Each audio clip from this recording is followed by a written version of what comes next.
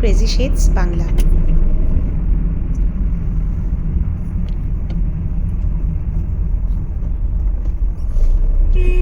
এই জায়গাটা দেখে কে কে চিনতে পেরেছেন? অনেকেই হয়তো বুঝতে পেরে গেছেন যে আমি এখন বেনারসে নেই। ওই যে দূরে দেখতে পাচ্ছেন সেটা হলো ব্রহ্মপুত্র নদী। সারপ্রাইজড না? ইয়েস, আমি চলে এসেছি আসাম, গুয়াহাটিতে।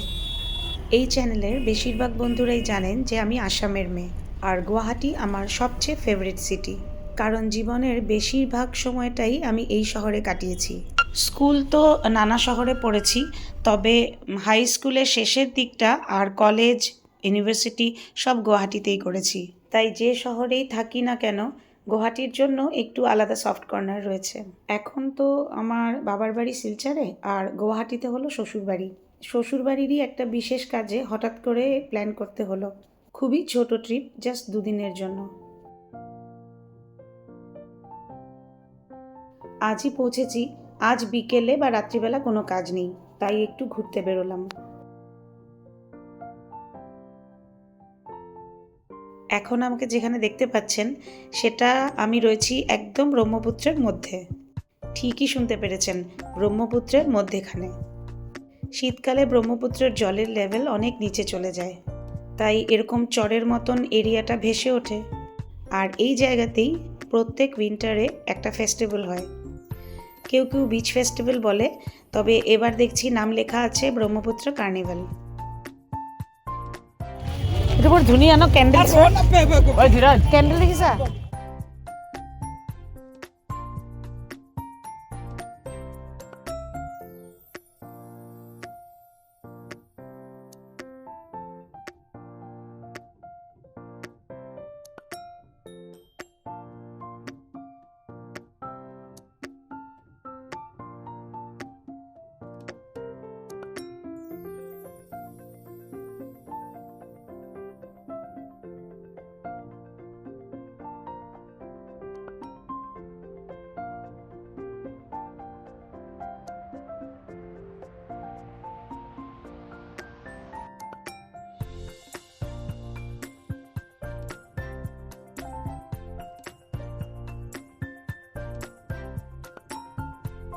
বেশ ভালো লাগছে এখানে ঘুরে।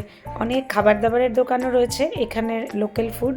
খুব সুন্দর সুন্দর শো পিসেস রয়েছে এখানে, কয়েকটা স্টলেই দেখলাম।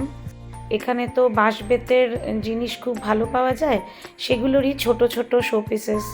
নিয়ে যাওয়া একটু অসুবিধা, মানে বেশি লাগেজ বাড়াতে চাচ্ছি না, তা না হলে কয়েকটা কিনেই নিতাম।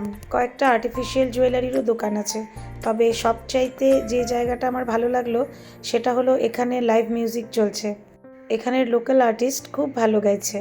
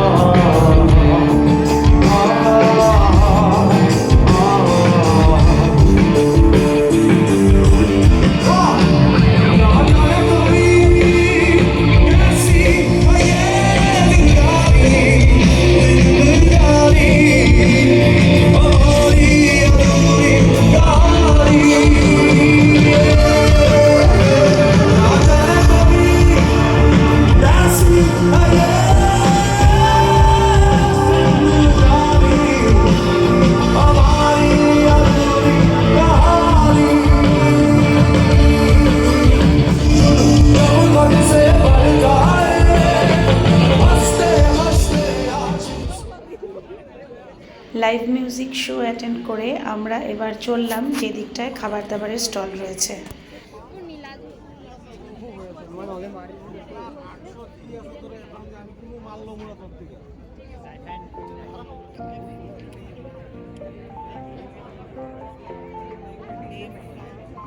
পরপর অনেকগুলো স্টল আছে, লোকাল খাবারও পাওয়া যাচ্ছে, আবার জেনারেল যেরকম ফাস্ট ফুড পাওয়া যায় সেসবও রয়েছে।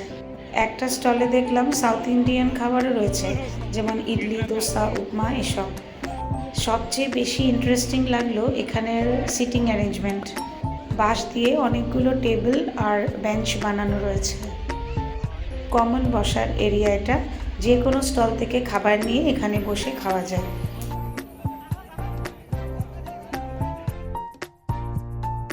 এইভাবে অনেকটা সময় আমরা কার্নিভেলে খুব এনজয় করলাম। অনেক দিন পর আমার দেওর, ননদ, আমি আর আমার হাজব্যান্ড অনেকটা কোয়ালিটি টাইম পেলাম। আর এই ছোট্ট ট্রিপেও ব্রহ্মপুত্র কার্নিভেলের একটা খুব ভালো এক্সপিরিয়েন্স পেলাম। তো আজকের এই ছোট্ট ব্লগ আমি এখানেই শেষ করছি। আবার দেখা হবে আপনাদের সাথে নেক্সট ব্লগে। সবাই ভালো থাকবেন, সুস্থ থাকবেন। Tata, good night.